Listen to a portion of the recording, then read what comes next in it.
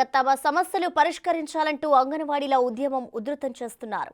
నేటితో 7వ రోజుకు చేరుకున్న ఉద్యమం విజయవాడ రైల్వే స్టేషన్ నుంచి ధర్నా చౌక్ వరకు భారీ ర్యాలీని నిర్వహించారు.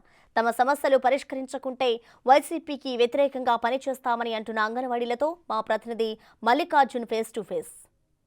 పరిష్కరించాలని కోరుతూ కూడా అంగన్వాడీ హెల్పర్స్ అండ్ యూనియన్ నాయకులు అందరూ కూడా ఆందోళనకు దిగుతూ ఉన్నారు. ఈరోజు 7వ రోజు కూడా వీళ్ళ సమ్మె కొనసాగుతుంది. ప్రస్తుతం విజయవాడలోని రైల్వే స్టేషన్ వద్ద నుంచి కూడా ధర్నా చౌక్ వద్దకు కూడా వీళ్ళు ప్రదర్శన చేసుకుంటూ కూడా వెళ్తున్న పరిస్థితి ఉంది. మొత్తం కూడా ఏదైతే వాళ్ళ సమస్యలకు సంబంధించి ప్రభుత్వం స్పందించేంత వరకు ఈ నిరవధిక సమ్మెను విడనాడమంటూ కూడా వారి ఆందోళన అయితే కొనసాగుతూ ఉంది. 7 రోజుల పాటు వాళ్ళ ఆందోళన కొనసాగుతూ ఉంది. ప్రధానంగా సంబంధించి జీతాలకు సంబంధించిన ఏదైతే డిమాండ్ ఉందో ఆ డిమాండ్ను పెంచాలంటూ కూడా వాళ్ళు డిమాండ్ చేస్తూ ఉన్నారు. అంతేకాకుండా మరికొన్ని డిమాండ్లు కూడా సుమారు 11 డిమాండ్లను నెరవేర్చాలంటూ కూడా ఇప్పటికే ప్రభుత్వంతో చర్చలు చేసినప్పటికీ చర్చలు విఫలమవడంతో కూడా వాళ్ళ సమ్మెకు సంబంధించి నిరవధిక సమ్మెను కొనసాగిస్తూ ఉన్నారు. 7వ రోజు సమ్మె కొనసాగుతున్న పరిస్థితి కనిపిస్తూ ఉంది. కొంతమందితో కూడా మాట్లాడదాం మనం. అమ్మ, ఏంటమ్మా ప్రభుత్వం ఏం చెబుతుంది మీకు? ప్రభుత్వం ఇంతవరకు చర్చలకు పిలిచి మీ జీతం అయితే మేము పెంచలేము, మీ గ్రాట్యుటీ ఇవ్వలేము, మేమైతే ఏమి చేయలేమని ఈ కాళ్ళు ముడుచుకొని కూర్చుంది ప్రభుత్వం. మేము 7 రోజులు అవుతుంది ఈ రోడ్డు మీదకి వచ్చేసి. మరి ఈ ఆడవాళ్ళని రోడ్డు వేసిన ప్రభుత్వం ఏం చేయాలి? ఈ ప్రభుత్వాన్ని దొంగల్లాగా కాళ్ళు ముడుచుకొని కూర్చుంది ప్రభుత్వం. ఈ ఆడవాళ్ళందరికీ న్యాయం చేయకుండా వాళ్ళు ఏసీ రూముల్లో కూర్చొని మమ్మల్ని ఈ విధంగా రోడ్లెక్కించి బాధపడుతున్న ఈ ప్రభుత్వం సిగ్గుపడాలని మేము చెప్తున్నాం.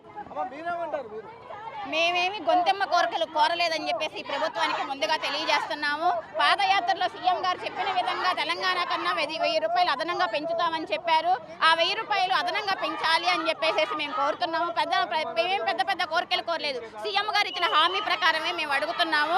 బకాయిలు మాకు వెంటనే చెల్లించమని చెప్పేసి మేము ప్రధాన డిమాండ్గా కోరుకుంటున్నాము. అంతేకాకుండా 5 లక్షల గ్రాడ్యుటీ కోరుకుంటున్నాము. మా ఆరోగ్యాలన్నీ దీంట్లో ఉండి 40 సంవత్సరాలుగా మేము ఇక్కడ అంగన్వాడీల్లో పనిచేస్తూ ఇంటికి వెళ్ళేటప్పుడు ఒక 50,000 రూపాయలు ఇంటికి పంపిస్తూ ఉన్నారు.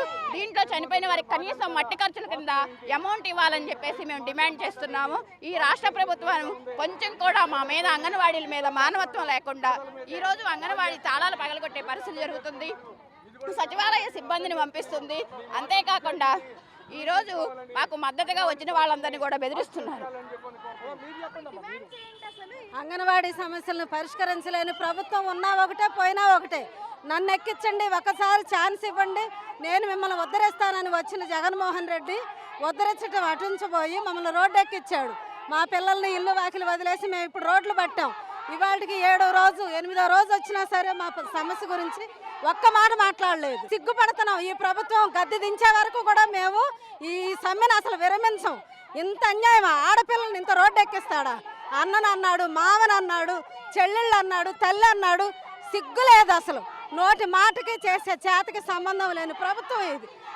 ప్రధానంగా వాళ్ళు చెప్తున్న సమస్యలు ఏదైతే ఉన్నాయో ఎలక్షన్ ముందు సీఎం జగన్మోహన్ రెడ్డి ఏదైతే హామీ ఇచ్చారో ఆ హామీని నెరవేర్చాలని కోరుకుంటా ఉన్నాం. అలాగే సుప్రీంకోర్టు ఏదైతే తీర్పు ఇచ్చిందో గ్రాడ్యుయేటీని దాని ప్రకారం గ్రాడ్యుయేటీని అమలు చేయాలని కూడా చెబుతున్న పరిస్థితి కనిపిస్తూ ఉంది. అంతేకాకుండా ఏదైతే ఈ సమస్యలన్నింటినీ కూడా పరిష్కరించకపోతే రానున్న ఎన్నికల్లో ఆయనకు నెగిటివ్గా కూడా పనిచేస్తామంటూ కూడా అంగన్వాడీ కార్యకర్తలు వారిని అయితే హెచ్చరిస్తున్న పరిస్థితి అయితే కనిపిస్తూ ఉంది. కెమెరామెన్ సాయితో మల్లికార్జున, బిగ్ టీవీ, విజయవాడ.